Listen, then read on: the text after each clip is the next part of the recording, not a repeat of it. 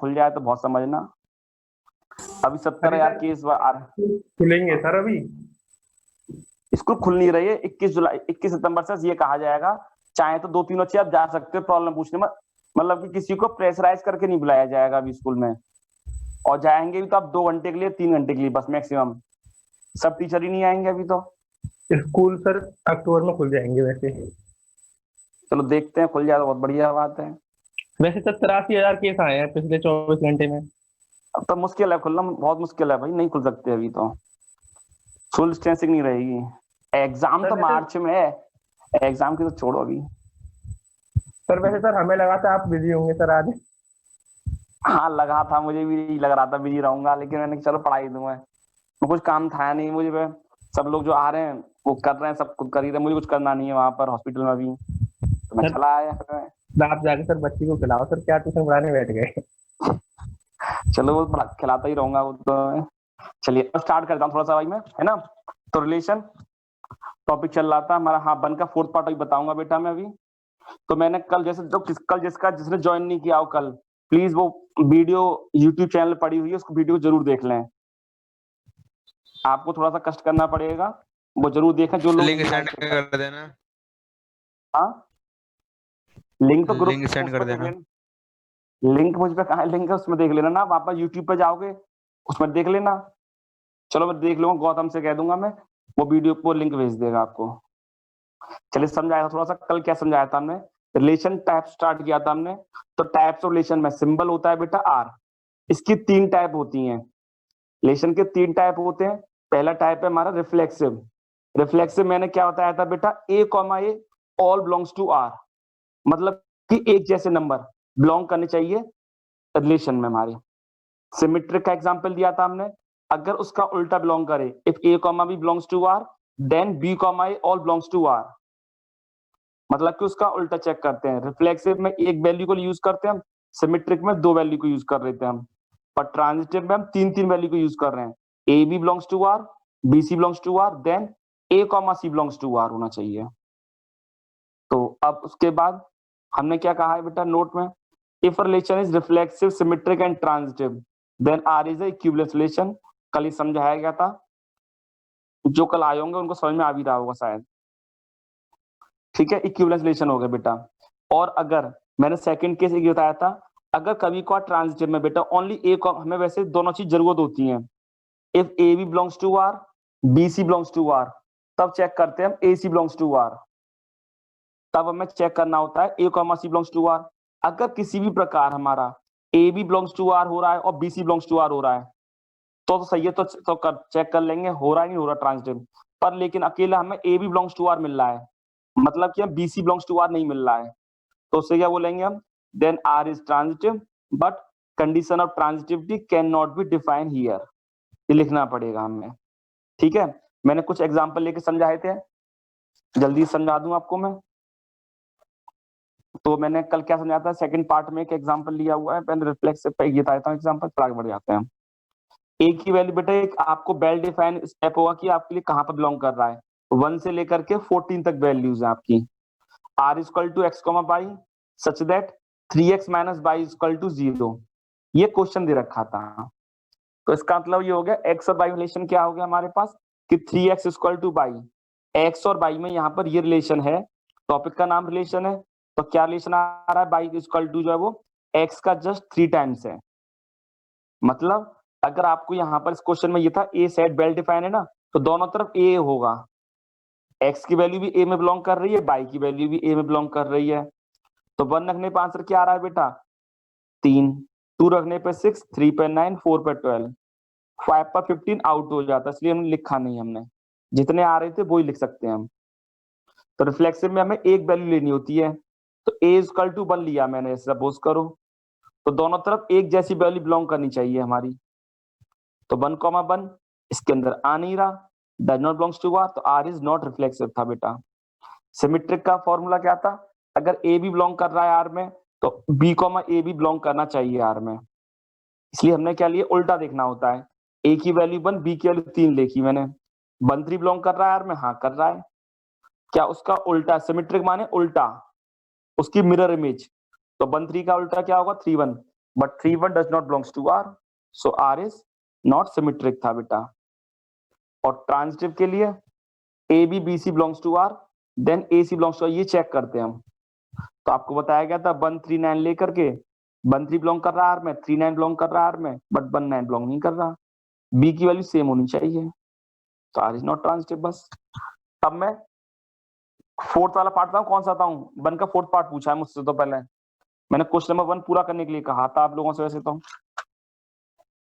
चलिए 1 का fourth part देख लेते, बच्चों ने पूछा है मुझसे किसी ने, तो 1 का फोर्थ पार्ट और जो पूछे बता दूंगा मैं, देखिएगा। वैसे मैं थर्ड वाला पार्ट भी करना चाह रहा हूँ, थर्ड वाला पार्ट भी देख लो आप, बढ़िया क्वेश्चन है ये, देखिएगा। हमें बेटा पहले तो हमें ए की वैल्यू आर इक्वल टू क्या दे रखा है, x comma y, such that by is divisible by x.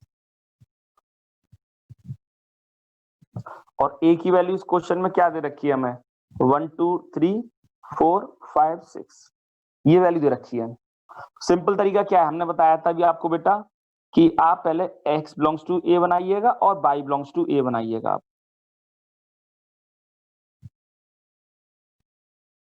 तो ये वैल्यू क्या है, 1 2 3 4 5 6, ये वैल्यू क्या है 1 2 3 4 5 6, हमने वैल्यू ले लिया बेटा। अब इन दोनों में रिलेशन क्या है, अब आप देखना समझना, यहाँ पर y is divisible by x, y वाले में x का डिवाइड जाना चाहिए, तो 1 का डिवाइड तो बेटा 1 में भी चला जाएगा, और 1 का डिवाइड 2 में भी चला जाएगा, और 3 में भी चला जाएगा, और 4 में भी, 5 में भी, और 6 में भी। बात समझ में आई नहीं आई आपको? हमसे क्या कह रहा था क्वेश्चन में कि y is divisible by x, y में जो है बेटा वो x का डिवाइड जाना चाहिए। तो हमने चेक किया 1 का डिवाइड बेटा सब में जा रहा था, 1 में भी जा रहा है, 2 में भी जा रहा है, 3 में भी जा रहा है, 4 में, 5 में और 6 में, तो ये सब में डिवाइड जा रहा है, y is divisible by x कहा गया था। अब 2 का डिवाइड किस में जा रहा है बता सकते हो आप? एक तो 2 में जा रहा है, एक 4 में जा रहा है, और एक 6 में जा रहा है, ठीक है। ऐसे ही 3 का डिवाइड किस में जा रहा है बेटा, 3 में जा रहा है और 6 में जा रहा है, 4 का ओनली 4 में जा रहा है, 5 का ओनली 5 में जा रहा है, 6 का ओनली 6 में जा रहा है। बन गई बस। बात समझ में आई नहीं आई कैसे बनाया मैंने? ये जो डिवाइड हो रहा है वो कंप्लीटली डिवाइड, ये नहीं पॉइंट में आंसर नहीं देखेंगे। अब इसको रोस्टर फॉर्म में लिख लूंगा मैं। ये किस फॉर्म में लिख रखा होगा था, मैं सेट बिल्डर फॉर्म में दे रखा था, रोस्टर फॉर्म लिख रहा हूं मैं। क्या आएगा 1,1। आप रफ पे करना चाहिए वैसे तो, अगर आप फेयर में करे आओ गलत नहीं है, सही है ये। टीचर जानता है कि बच्चा ये अपनी उसके लिए बनाता है कि अपनी हेल्प हो जाए बच्चे की, कोई गलत नहीं है, आप बना दोगे तो सही है। ये भी आप फेयर कॉपी बना सकते हो इस चीज को। 2 2 2 4 2 6 3 3 3 6 4 4 5 5 6 6। ठीक है बेटा, समझ में आ गया? ये मैंने सेट बिल्डर से क्या लिख दिया, रोस्टर फॉर्म में, इसी को आंसर द्वारा रिपीट कर दिया है। 1 1 था, 1 2 था, 1 3 था, 1 4 था, 1 5 था, 1 6 था, 2 का सिर्फ 2 2 2 4 2 6 था, 3 का 3 3 3 6 था, 4 4 5 5 6 6 हो गया पूरा। अब क्या कह रहा है वो हमसे, अब इसको रिफ्लेक्सिव पूछ रहा है पहले। क्या आपको बता सकता है रिफ्लेक्सिव है नहीं है बेटा ये? सबसे पहले आप फॉर्मूला लिखा करें। अब बताओ, हाँ है, सही बात है, रिफ्लेक्सिव है ये, क्योंकि हमारे पास वैल्यू कौन कौन सी है, 1 2 3 4 5 6। देखना अब आप 1 2 3 4 5 6 से सबको चेक करेंगे। देखो 1 के साथ क्या आएगा 1 1, क्योंकि एक जैसी वैल्यू चाहिए इसलिए। 2 के लिए 2 2 ये मिल गया हमें, 3 3 ये मिल गया, 4 4 ये मिल गया, 5 5 भी मिल गया, और 6 6 भी मिल गया हमें। सब वैल्यू मिल रही है, हमें कमी देखनी होती है। मैं एक्चुअल में इस चैप्टर में क्या है, मैं कमी देखनी, गलती कहाँ हो रही है। और ये 6 वैल्यू थी, 6 की 6 बिलोंग कर रही है, सब चीज एग्री है, तो फिर एक किसी केस को लेकर के ट्रू दिखा दीजिए बस आप, कमी कोई है ही नहीं। तो as A equal to 1 1 1 belongs to, कोई सा भी एक दिखा दीजिए, सब को दिखाने की जरूरत नहीं है आपको। तो सो आर इज रिफ्लेक्सिव। अच्छा कोई बताओ जरा, समझ में आया नहीं आया बताओ, कोई सी प्रॉब्लम आई हो तो बोलो, कोई प्रॉब्लम है किसी को? चलिए आपको समझ में आ, बेटा नहीं समझ में आया प्लीज बोल देना। अब इसका सिमेट्रिक में उल्टा देखना होता है, तो बताइए अब नहीं आएगा, ये सिमेट्रिक नहीं होगा, सही बात है आपने सीधा दिया। कोई सा भी एग्जांपल ले लो, उसका उल्टा हो ही नहीं रहा। 1 2 देख लो, सिमेट्रिक में क्या चाहिए, ए बी का उल्टा बी ए होता है, तो 1 2 का उल्टा क्या होगा, 2,1 है ही नहीं इसमें। कोई सा भी एक एग्जांपल लेकर के हमें बस, हमारी कोशिश ये रहती है केस कैसे भी आकर के फॉल्स हो जाए। तो इफ 1,2 बिलोंग कर रहा है आर में, but 2,1 does not belongs to R. So R is not symmetric. Simple सा था। तो R क्या है बेटा, वो सिमेट्रिक नहीं है क्योंकि उल्टा नहीं हो पा रहा। सिंपल सा हिसाब है, x का बाई का डिवाइड, बाई में x का डिवाइड जा रहा है, तो बाई का तो डिवाइड जरूर जाएगा। अच्छा अब ट्रांजिटिव देखते हैं जरा, अब हम ट्रांजिटिव है नहीं, कोई बताओ जरा। हाँ ट्रांजिटिव में बिलोंग करेगा, सही बात है ये। नहीं नो क्यों कर रहे हो आप, सही है तो है। आप सिंपल सोचो, देखो यार इसका मतलब क्या है, ए बी का, ए का डिवाइड जा रहा है बी में, बी का डिवाइड जा रहा है सी में, तो ए का तो डिवाइड जाएगा ही जाएगा सी में, सीधा सिंपल सा हिसाब है। अब कोई भी एग्जांपल ले लो जो जाएगा ही जाएगा। आप 1 2 ले लो और 2 4 ले लो, तो 1 4 मिल जाएगा कहीं ना कहीं आपको, तो ये मिल गया। 1 3 और 3 6 देख लो, तो 1 6 मिल रहा होगा आपको कहीं ना कहीं, ये आया 1 6। देखो आपने बोला एक एग्जाम्पल किसी ने, A equal to 1 B equal to 3 C equal to 6 लेना चाह रहा हूँ मैं, लो 1,3 बिलोंग कर रहा है आर में, 3,6 बिलोंग कर रहा है आर में, but 1,6 does not belongs to R. तो हाँ स्ट्रेंथ आ जा, हाँ अच्छी स्ट्रेंथ आई है, मुझे मालूम है, देख ली मैंने, 20 थे। Then 1 6 also belongs to R. बढ़िया बात है, आप लोग आइए सब लोग ज्वाइन करिए, बढ़िया मैं पढ़ाऊंगा पूरा। वैसे ऑनलाइन ऐसा नहीं है, कहीं पर भी आकर बच्चे जिसे शुरू से ज्वाइन किया होगा, सब कुछ रेगुलर ज्वाइन करेगा, पक्का समझ में आ रहा होगा। स्टार्टिंग थोड़ा सा लगाता मैं, क्लास नहीं चल पाई ढंग से, पर लेकिन क्लास चल रही है, मुझे ऐसा लगा सही चल रहा है हमारा, कोई प्रॉब्लम हुई नहीं। और जिसको प्रॉब्लम हुई थी वो ऑफलाइन आ गए, तो ऑनलाइन चल ही रहा है। ठीक है, सो आर इज ट्रांजिटिव, बस हो गया केस खत्म ये वाला। अब तो समझ में आ गया होगा सबको। चलिए अब फोर्थ वाला पार्ट देखते हैं बेटा, ये ट्रांजिटिव हो गया, यस। अब एक फोर्थ वाला पार्ट और पूछा गया है, अब की बार दे रखा R is the set of real number integer, मतलब कि इंटीजर बिलोंग कर रहा है। इंटीजर कोई एंड तो है नहीं है, बहुत सारे इंटीजर कब तक लिखोगे आप, सब इंटीजर है हमारे, है ना। एक्स और वाई दोनों इंटीजर बिलोंग कर रहे हैं, आप याद रखना।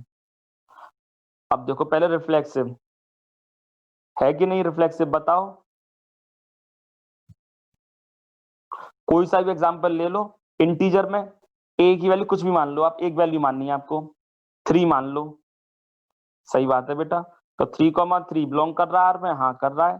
S 3 - 3 equal to 0 which belongs to integer, so R is reflexive. बात समझ में आ गई आपको। हमने क्या कहा था बेटा, ए कॉमा ए बिलोंग करना चाहिए आर में, ये कहा गया है आपसे। तो हमने ए की वैल्यू क्या ली, 3 ली थी हमने। तो 3,3 देख लो, अब आप 1 ले लो, आपकी मर्जी है, 0 ले लो, तो 0 - 0 क्या होता है, तो भी 0 आएगा। कुछ भी वैल्यू ले लो, आपका इंटीजर ही आंसर आना है। क्यों, क्योंकि हमने बेटा x - y चेक करना है, इंटीजर होना चाहिए आंसर में, ये कहा गया है। हम इंटीजर लेने हैं, हमें x और y दोनों ही इंटीजर बिलोंग कर रहे थे बेटा। और कह रहा दो, और आप लोग जानते भी हो the subtraction of two integer is always an integer, मतलब कि दो इंटीजर का डिफरेंस हमेशा इंटीजर होता है। हाँ ठीक है, तो 3,3 belongs to R, yes. 3 - 3 equal to 0, तो आर इज रिफ्लेक्सिव। अब सिमेट्रिक का एग्जांपल देखो, चलो बताओ, कोई भी वैल्यू ले लो आपकी अपने मन से, बस इंटीजर हो वो दोनों। बताओ जरा।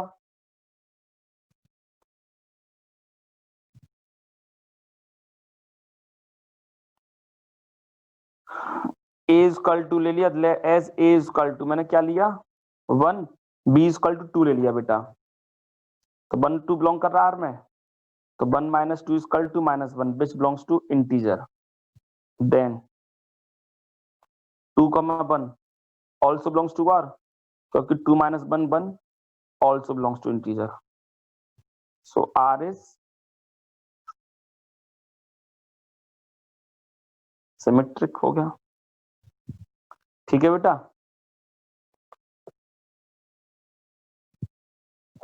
अब ट्रांजिटिव केस देख लीजिए। अब आप बात समझ में आ गया।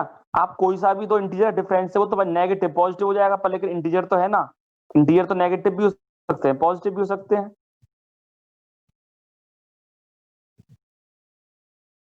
Then A comma C check करना था मैं। ए की वैल्यू ले लो 1, बी की वैल्यू 2 ले लो, सी की वैल्यू 3 ले लो, आपकी मर्जी कुछ भी ले लो, इंटीजर लेने हैं बस। तो 1, 2 1 माइनस 2 इक्वल टू -1 इंटीजर है। 2, 3 then 1, 3 also belongs to R बेटा।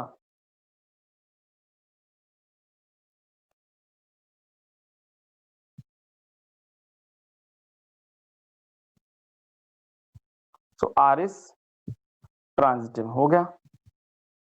अब बताइए किसी को लग रहा हो कि यहां तक कि केस को समझ में नहीं आ रहा है तो वो बोले बेटा।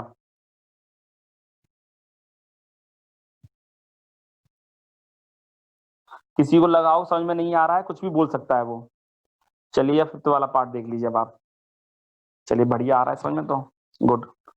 अब फिफ्थ वाले पार्ट में ये दे रखा है बेटा R इज इक्वल टू, मैं एक पार्ट कर देता हूं, सेकंड पार्ट आप खुद कर लेंगे फिर।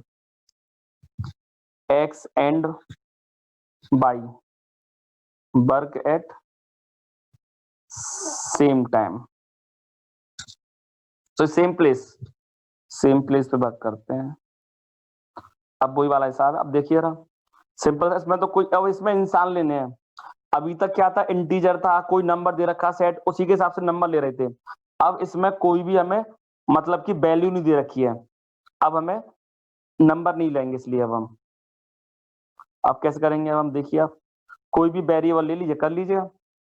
तो एज ए की वैल्यू मैंने क्या मान ली, ए ही मान लेता हूं, चाहे एक्स मान लो। तो x comma x belongs to R, मतलब कि एक्स एंड एक्स।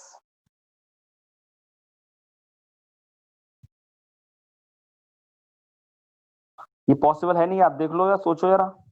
कैसे, पहले ए कॉमा ए में रिफ्लेक्सिव में क्या होता है, एक इंसान लिया जाता है, आपको पता है, क्योंकि यहाँ पर अब इंसानों की बात हो रही है, नंबरों की बात खत्म हो गई इस क्वेश्चन में। तो इंसानों, सपोज करो मैं अपनी अकेली की बात कर रहा हूँ, एक्स मतलब मैं हूं मैं, तो मैं और मैं बरकेट सिंपल, हाँ पक्का है भैया, मैं ही अकेला, मैं ही और मैं क्या करूंगा, एक ही जगह काम करूंगा, 10 जगह तो काम कर नहीं सकता मैं।